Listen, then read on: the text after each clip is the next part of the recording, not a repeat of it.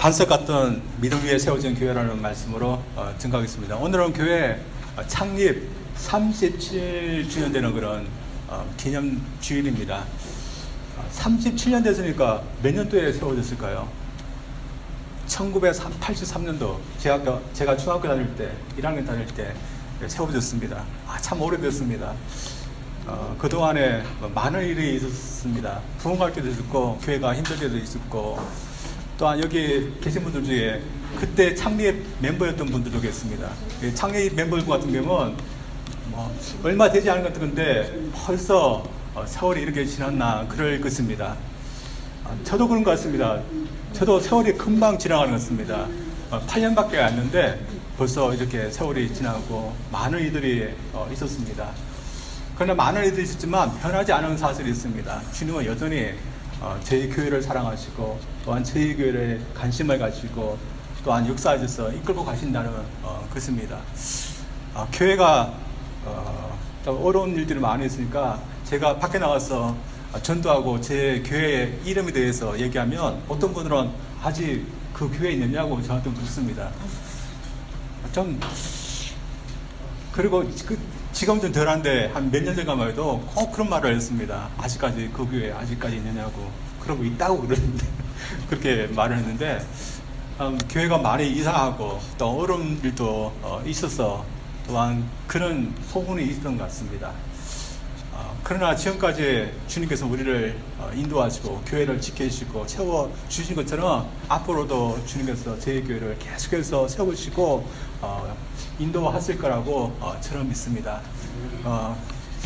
교회는 주님께서 세우십니다. 그러나 교회 멤버 되고 몸 되는 저희들도 교회를 세워나가야 되는 겁니다. 이러면서 오늘 말씀을 통해서 저희들이 어떻게 하면 교회를 잘 세워나갈 수 있는가, 본문 말씀을 통해서 한번 보기를 원합니다. 먼저 교회를 세워나가기 위해서는 몸된 멤버들 한 명 한 분이 믿음과 같은 반석 같은 믿음의 그런 사람들이 되도록 세워야 됩니다. 오늘 본문 말씀 보면 주님이 처음으로 교회라는 그런 말을 하십니다. 이 교회라는 말을 쓰게 된 배경에는 사도 베드로의 그런 신앙 고백이 있었습니다. 주님께서 이 말씀을 하실 때가 주님의 사역이 3년 기간이었는데 3년 그 기간이 점점점 끝나갈 그런 시기였습니다. 끝나갈 시기였으니까 우리 군중들이 3년 동안 주님에 대해서 보고 배운 것이 많이 있지 않습니까? 그래서 그들은 어느 정도 주님에 대해서 이제 알 시기가 되었습니다. 그래서 갈사 빌립보라는 그런 갈릴리에서 북쪽 지역인 그런 한간 지역에 제자들을 데려갔을 때 제자들에게 사람들이 나에 대해서 누구라 하느냐 이렇게 질문했습니다. 여러 가지 대답을 했습니다. 침례 요한, 엘리야, 예레미야 선지자 중에 한 명 그렇게 얘기했지만 주님에 대해서 정확하게 얘기를 하지 못했습니다. 그래서 주님께서 너희들은 나를 대해서 누구라 하느냐 그렇게 얘기했습니다. 그때 베드로가 유명한 신앙 고백을 합니다. 그 신앙 고백은 그의 그런 신앙 고백이 아니라 다른 제자들의 그런 믿음도 포함됐을 것입니다. 왜냐하면 이 신앙 고백은 주님께서 3년 동안 제자들을 가르치고 훈련시킨 그런 결과라고 할 수 있기 때문입니다. 갑자기 나왔던 그런 신앙 고백이 아니라 주님에 대해서 알고 경험해 보니까 이분이 이런 분이구나 해서 했던 그런 신앙 고백이었기 때문입니다.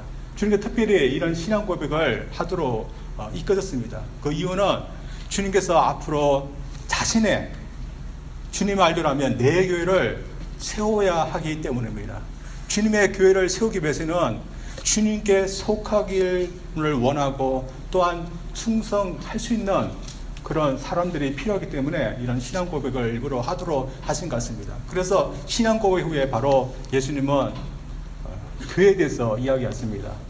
근데 이 교회라는 이 단어가 헬라 말로 에클레시아는 그런 말인데 예수님께서 처음 쓰신 그런 단어가 아닙니다.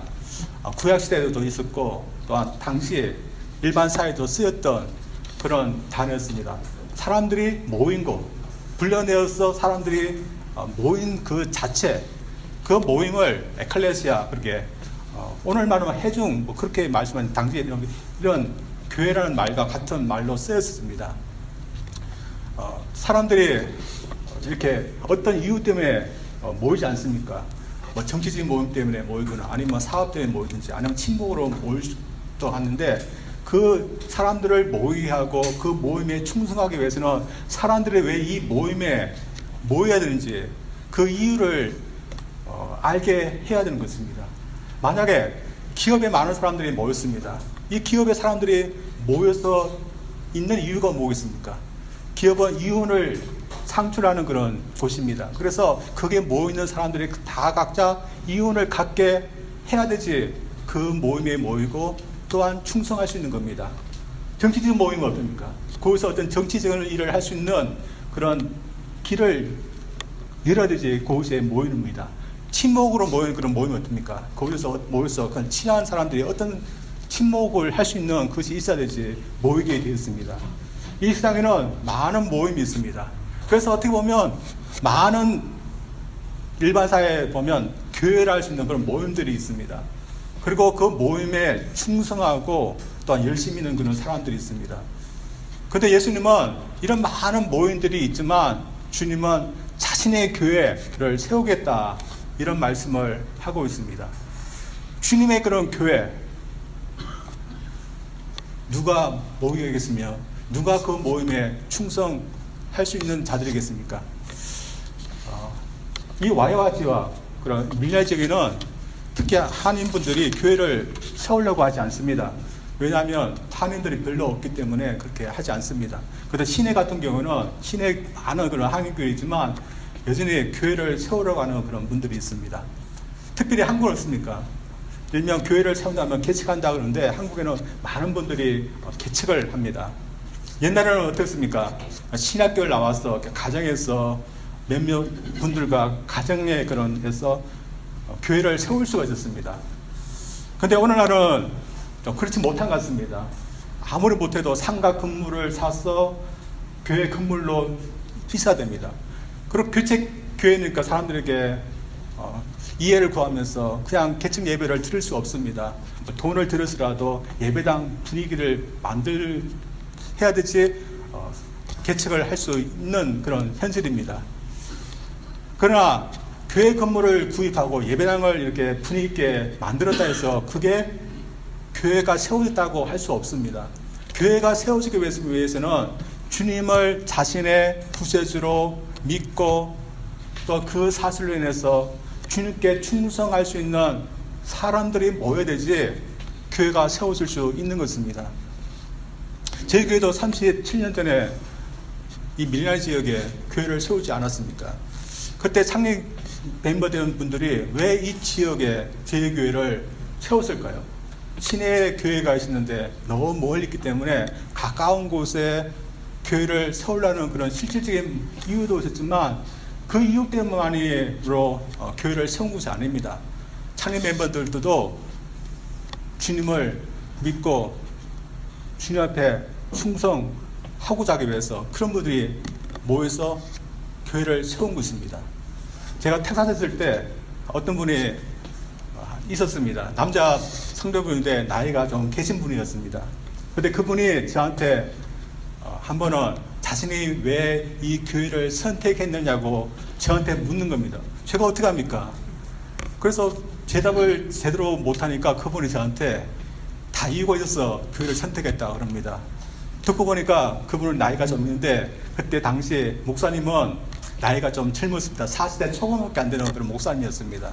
그래서 이 목사님이 젊으니까 내가 이 교회를 선택했다 그렇게 하는 겁니다. 여러분 언뜻 무엇을 말라고 하는지 아시겠지요?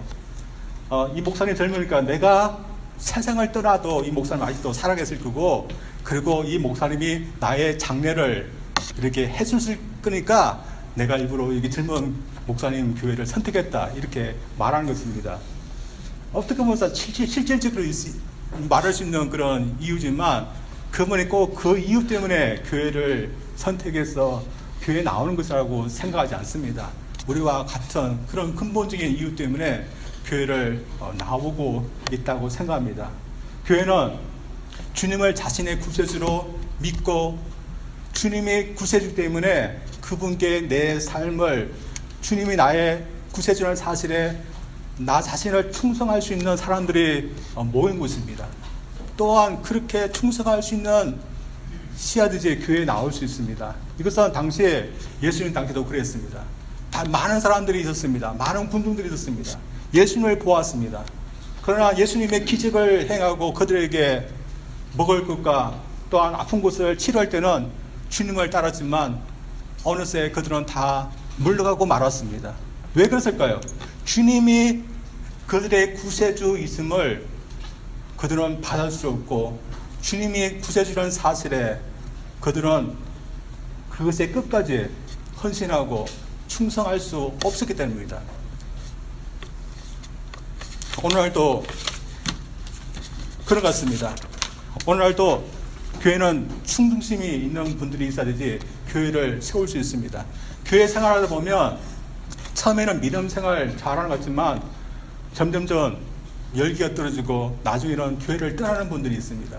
왜 그럴까요? 그 마음에 주님께 충성할 수 있는 그런 충성심이 없기 때문입니다.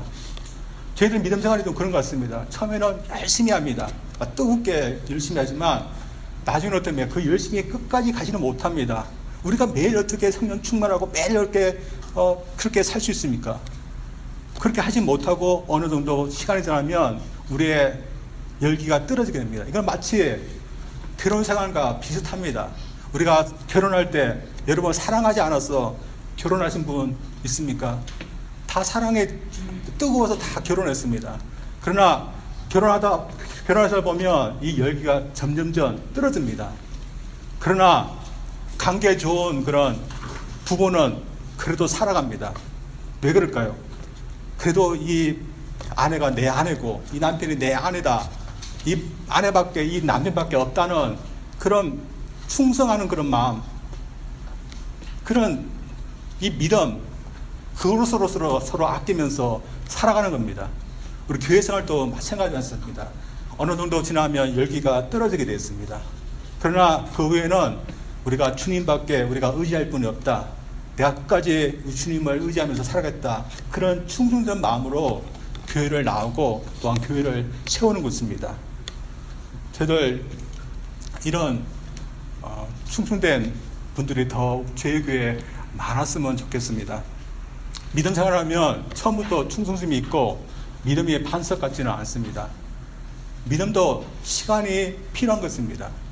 시간이 지나면서 교회 와서 말씀을 듣고 또한 읽고 또한 묵상하고 하면서 이 믿음이 점점점 자라서 나중에는 반석 같은 또한 충성할 수 있는 그런 믿음이 생기는 겁니다. 그렇게 하기 위해서는 누군가는 반석 같은 믿음이어서 굳게 지켜주고 도와주는 분이 있어야 됩니다. 만약에 교회에 다 충성되지 못하고 믿음이 반석 같은 믿음이 없는 분들만 다 모였다면 그 교회는 어떻게 될까요? 저는 그런 교회를 한번 봤습니다. 어떤 능력이 있는 그런 목사님이 교회를 개최했습니다.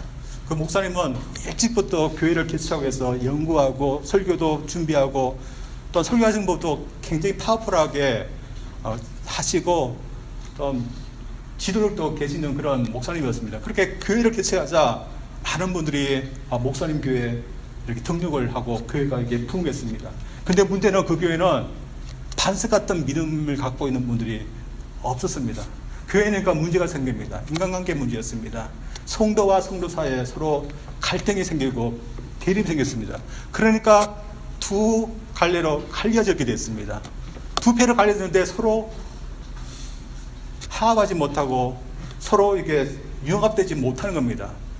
만약 그때 반석 같은 믿음, 충성스러운 그런 믿음을 갖고 있는 분이 계셨다면 아무리 갈등되어도 그 교회를 잘 세워나갔을 것입니다. 그러나 그 교회는 그런 분이 없었기 때문에 갈등이 있게 되자 그만 모든 분들이 다 교회를 떠나가 버리게 말았습니다. 교회는 이런 충성된 분들이 있어야 되지 교회는 세워집니다.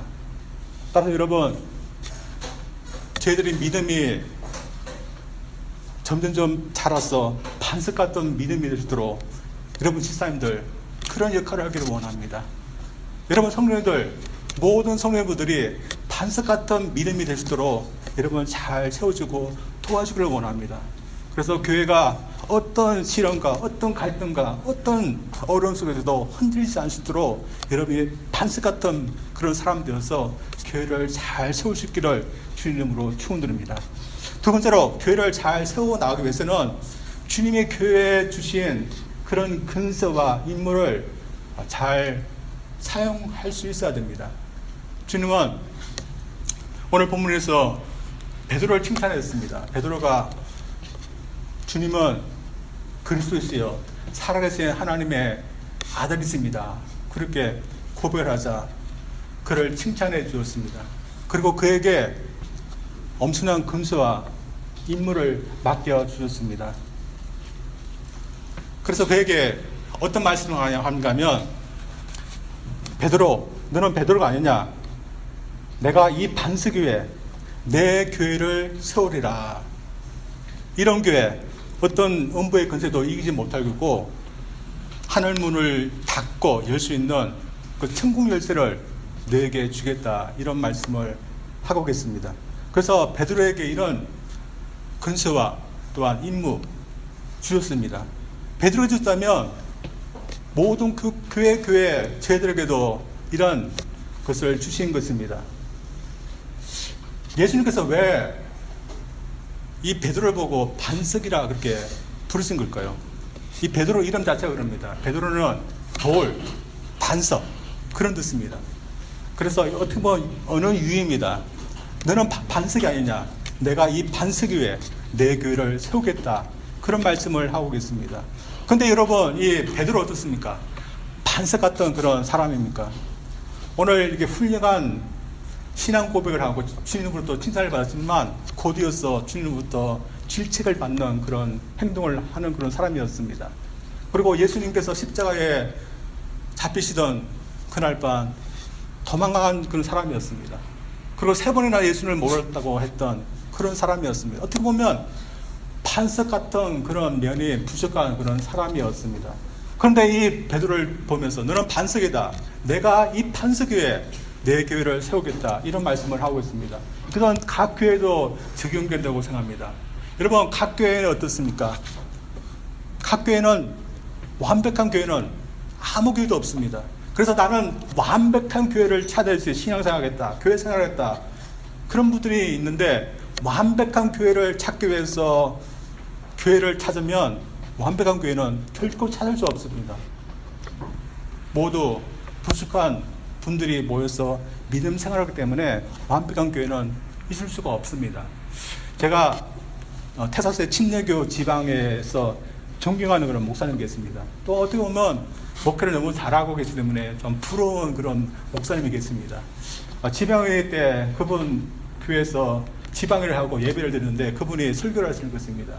그래서 어떤 설교를 하시나 한번 제가 들어봤는데 자신의 목회에 대해서 얘기하시는 겁니다. 자신은 목회하면서 지금까지 마음 편하게 지낸 적이 없다는 것입니다. 늘 긴장감 속에서 이렇게 목회를 하신다는 것입니다. 그분이 이렇게 목회를 하면서 긴장감으로 이렇게 편안함 없이 목회를 하시면 저 같은 사람은 어떻게 합니까? 그분들이 이렇게 긴장하면 나는 그럼 잠도 못 잘 정도로 긴장하면서 목회해야 된다는 것입니다. 근데 알고 봤더니 그분의 교회도 완벽한 그런 교회는 아니었습니다. 다 부족한 분들이 신앙생활 때문에 어떤 일이 있을지 모르니까 늘 긴장하면서 목회한다는 것이었습니다. 근데 주님은 이런 교회를 향해서 뭐라고 했습니까? 내가 이 교회에 막중한 임무와 근세를 주겠다, 이런 말씀을 하고 계시는 겁니다. 이러면서 주님께서 저희들에게도 막중한 그런 임무를 저희들에게 주시다고 생각합니다. 그리고 주님께서 교회를 세우시는 이유가 교회만이 주님께서 주시는 어떤 임무를 행할 수 있기 때문에 교회를 세우신 겁니다. 그래서 주님께서 저희들에게 주신 임무를 잘 감당해야 됩니다. 그래서 주님께서 교회만이 할 수 있는 그 임무에 대해서 말씀하시는데 18절, 19절 말씀에 이렇게 말씀하고 있습니다. 또 내가 네게 이르노니 너는 베드로라, 내가 이 반석 위에 내 교회를 세우리니 음부의 근세가 이기지 못하리라. 내가 천국 열쇠를 내게 주리니 내가 땅에서 무엇이든지 매면 하늘에서도 매일 것이요 내가 땅에서 무엇이든지 풀면 하늘에서 풀리라. 이 말씀을 보면 천국 열쇠, 그 열쇠를 베드로에게 주시겠다, 그 말씀입니다. 베드로에게 이 천국 열쇠를 주시다면 교회에 있는 저희들에게 주시다는 그런 의미입니다. 여러분, 저희들에게 천국 열쇠라는 것을 뭘 말합니까? 무엇인가를 열고 닫을 수 있는 그런 것입니다. 천국 열쇠라는 것은 천국 문을 열 수 있고 닫을 수 있는 그런 것입니다. 그것을 저희들에게 주셨다, 이 말씀입니다. 그래서 저희들에게 이런 것을 생각하면 대단하다 그렇게 생각하는데, 주님께서 왜 이런 천국 문을 열고 닫을 수 있는 이런 열쇠를 저희들에게 주신 걸까요? 주님께서 저희들에게 괜히 주신 것이 아니라고 생각합니다. 저희들에게 어떤 이 열쇠를 가지고 무엇을 하라고 하는 의미에서 주신 것입니다. 그래서 그것을 가지고 해야 될 그런 임무가 저희들에게 있는 것입니다. 사실 천국문을 열 수 있고 닫을 수 있는 것은 누구만이 할 수 있는 겁니까? 사람이 할 수 없는 겁니다. 오직 하나님만이 할 수 있는 건데, 지상에 있는 주님의 교회 위에 이런 역할을 할 수 있는 임무를 맡겨주신 것입니다. 그렇다면 이 천국 열쇠가 뭘까요? 축복권, 저주권을 말합니까? 어떤 사람은 이 말씀을 잘못해서 자신에게 축복권, 저주권이 있다고 생각합니다. 그래서 나와 베드로 같은 위치에 있기 때문에 나는 축복을 할 수 있다. 그러니까 나에게 와서 축복을 받으라. 그런 분들이 있습니다. 또 어떤 분은 이 말씀을 잘못 이용해서 함부로 남을 저주합니다. 그래서 축복하면 하늘문이 열리고 저주하면 하늘문이 닫히는 그런 것입니까? 오늘 말씀은 그런 의미에서 말씀하신 것이 아닙니다. 천국문을 언제 열립니까? 언제 닫힙니까? 그것은 어디에 달려있습니까? 주님을 구세주로 믿는 사람은 누구든지 그 믿는 순간에 천국문이 열리는 것입니다. 그러나 아무리 세상에서 부하고 권력이 있을지라도 주님을 구세주로 영접하지 않으면 천국문은 계속해서 닫히는 것입니다. 그런 의미에서 주님께서 저희에게 주신 그 천국 열쇠는 복음의 말씀입니다. 베드로뿐만 아니라 교회가 복음의 말씀을 전할 때 어떤 사람에게는 이 천국문이 열립니다. 또 어떤 사람에게는 천국문이 닫힙니다. 왜 그렇습니까? 복음의 말씀 듣고 주님을 믿는 사람은 그 순간 천국문이 열리는 것이고, 복음의 말씀을 믿지 않고 배척하면 계속해서 천국문은 닫히는 것입니다. 그래서 교회는 이런 복음의 말씀을 계속해서 전해야 되는 천국 열쇠를 계속해서 사용해야 됩니다. 그런데 어떤 사람은 천국문이 아니라 지옥문을 계속해서 여는 사람들이 당시에도 있었고 지금에도 있습니다. 당시에 이런 일을 했던 사람들이 바리새인과 서기관들이었습니다. 바리새인들은 복음이 아니라 하나님부터 점점 멀어지게 하는 그런 가르침과 주님을 믿지 못하게 하는 그런 가르침을 계속해서 베풀었습니다. 그래서 마태복음 23장 15절 말씀에는 이렇게 말씀하고 있습니다. 화하실진저 외식하는 서기관들과 바리새인들이여, 너희는 교인 하나는 사람을 얻기 위하여 바다와 육지를 다니다가 생기면 너희보다 배나 더 지옥 자식이 되게 하는도다. 서기관들과 바리새인들이 자신의 교인을 만들기 위해서, 자신의 제자들을 만들기 위해서 가르치고 노력했던 겁니다. 그래서 어떤 사람은 그들의 제자가 되었습니다. 그러나 그들이 어떻습니까? 천국이 아니라 지옥으로 가는 겁니다. 오늘날도 이런 사람도 있습니다. 제 집에도 이런 사람들이 몇몇 사람들이 왔습니다. 천국에 처음에는 우리 영어권 분들이 왔습니다. 누구일까요? 월명교 그런 분들이 제 집에 와서 책자를 나눠주고 한번 공부하자고 이렇게 하는 겁니다. 다음에는 한국 분들이 왔는데 여호와 증인 분들이 왔습니다. 저를 하고 좀 대화를 좀 하자고 그러는 겁니다. 저는 그분들 누구를 알기 때문에 저는 이렇게 돌려가시라고 하지만 제가 대학 다니면서도 여호와 증인에 대해서 잘 몰랐습니다. 제가 대학 다닐 때 집까지 이렇게 기차를 타고 다녔는데 어느 날 보니까 기차에 어떤 전도 책자가 있는 겁니다. 파수대라고 써 있는 그런 전도 책자였습니다. 여호와 증인에서 나온 그런 건데 저는 그때만 해도 그게 뭔지 몰랐습니다. 누군가가 이렇게 보고서 놔두고 갔는데 저는 좋은 것을 발견했다고 좋은 것을 기분 좋게 그것을 집으로 가져가서 읽은 적이 있습니다. 여러분 그 포즈를 보면 그 나팔이 모양이 있고 그리고 내용을 보면 말세에 대해서 경고하는 그런 것들이 있습니다. 저는 전도책자인 줄 알고 좀 읽었습니다. 근데 제가 그 전도책자에 나와 있는 것을 다 읽고 그것이 맞는 말이라고 제가 믿었다면 제가 어떻게 됐을까요?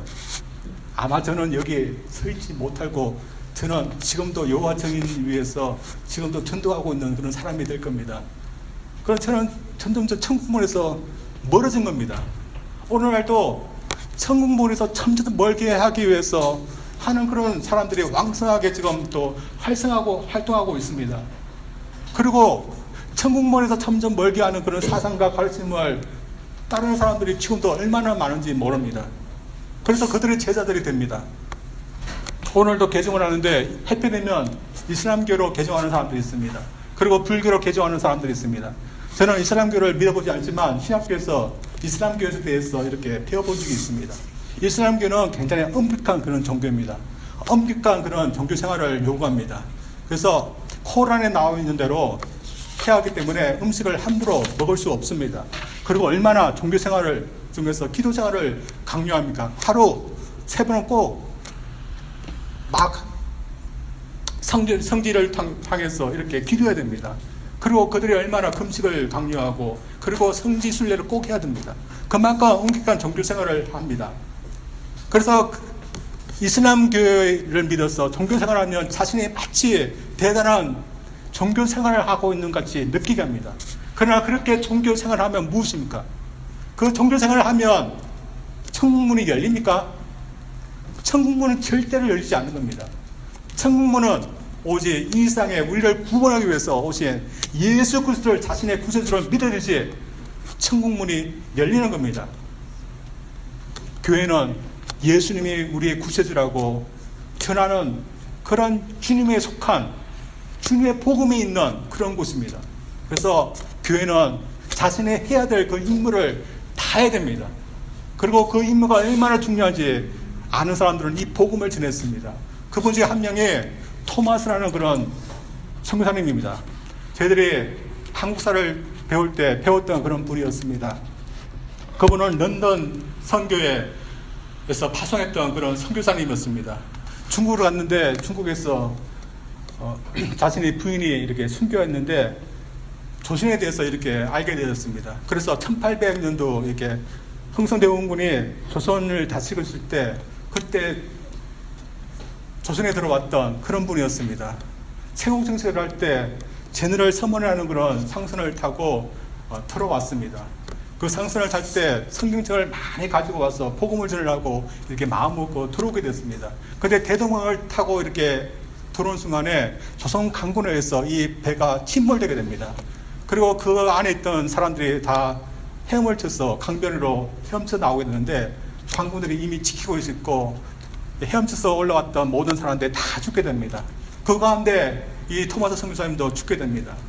이 토마스 목사님을 이게 죽게 한 그런 관군에 나중에 간증을 하게 됐습니다. 그 사람의 간증에 하면 자신의 서양인들을 많이 죽이는데 한 사람이 참 독특했다, 이상했다 그렇게 말합니다. 자신이 그 사람을 죽이려고 할 때 이 사람이 두 손을 모으더니 어떤 말을 하고서 헝겊에 쌓여있는 어떤 책을 미술을 지으면서 자신에게 건너주는 것이라고 했습니다. 그 사람의 간증에 하면 자신이 그 사람을 죽였지만 그 사람이 자신에게 준 그 책은 자신이 차마 버리지 못하고 집으로 가져올 수밖에 없다 그렇게 했습니다.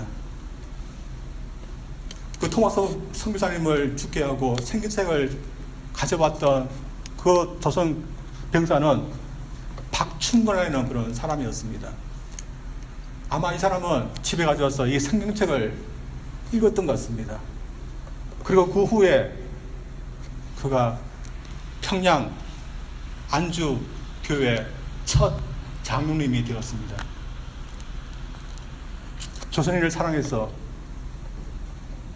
조선인들을 구원하라는 그 열망에 찼던 이 성사님은 중년 상황 가운데서 기도하면서 이 성경책을 건네주려고 했습니다. 이 성사님이 왜 그랬을까요? 누구든지 이 성경책을 읽고 성경책이 말하는 주님을 만나면 누구든지 구원받을 수 있다는 확신의 그 마음이 있기 때문에 죽는 상에도 어떻게든지 이 성경책을 건네주려고 했던 겁니다. 그의 순교로 인해서 성경책을 읽었던 한 영혼은 구원받았습니다. 또한 그로 인해서 그 이후에 많은 사람들이 구원받는 그 불씨가 분명히 되었습니다. 그래서 저희들도 그렇지 않습니까? 저희들도 복음을 위해서 복음을 전하기 위해서 노력합니다. 그러나 저희들 복음을 전하지만 눈이 되게 예수를 믿겠다는 그런 사람들은 별로 없습니다. 그러나 저희들 알 수 없는 겁니다. 지금은 복음을 전해도 믿지 않겠다 하는 분들이 많았지만 그러나 후에 저희들이 증거하는 그 복음의 말씀이 생각나서 주님을 믿겠다는 그런 분들이 없을지 우리가 어떻게 합니까?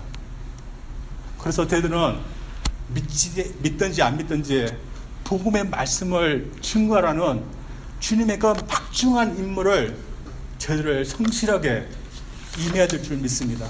그리고 교회에 맡겨진 이 임무에 우리가 저희들이 충실할 때 교회는 분명히 세워지고 또한 그 교회를 통해서 영혼들이 주님을 만나는 그런 역사가 있고 그런 교회를 주님께서 더 사용할 줄 믿습니다.